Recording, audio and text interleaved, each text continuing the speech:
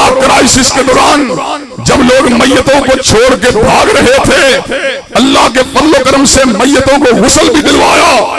ان کے جنازے بھی پڑھائے، اور میاں حسن لال نے خود مجھ سے رابطہ کیا اور کہا ہم میتوں کو غسل دینے کے لیے آپ کو جگہ دے دیں گے، لیکن کارکن آپ کو قرآن سننا موومنٹ کے دینے ہوں گے۔ حضرات گرامی قدر، جب سیلاب کی بات ہوئی اس موقع کے اوپر میں نے سوچا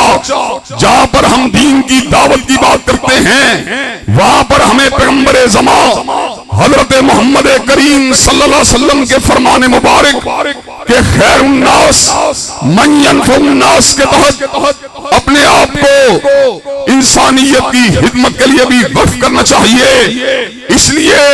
کہ انسانیت کی خدمت کرنا نبی مہرباں کی سنت ہے، اور جب یہ خدمت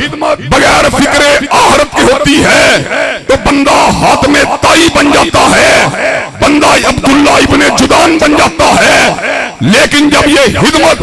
فکر آخرت کے ساتھ ہوتی ہے تو بندہ عثمان ذی النورین بن جاتا ہے، رب الرحمن ابن عوف بن جاتا ہے۔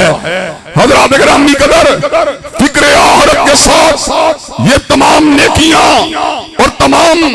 کاوشیں برابر ہو جاتی ہیں۔ اللہ تبارک و تعالیٰ کے فضل و کرم سے ہم آپ کی خدمت میں حاضر ہوئے ہیں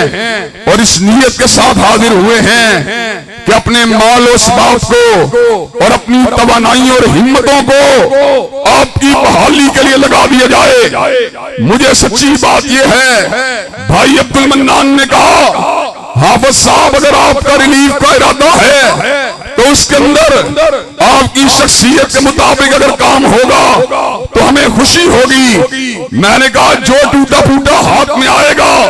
اللہ کی بارگاہ میں پیش کر دیں گے۔ سچی بات یہ ہے فقط 7 سے 8 دنوں کی اپیل کے اندر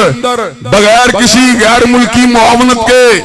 ملک کے طول و عرض سے قرآن و سنہ موومنٹ نے افرادی اور مادی اعتبار سے جس انداز میں تعاون کیا اس سے یہ بات واضح ہو گئی کہ ذالک فضل اللہ یؤتیہ من یشاء،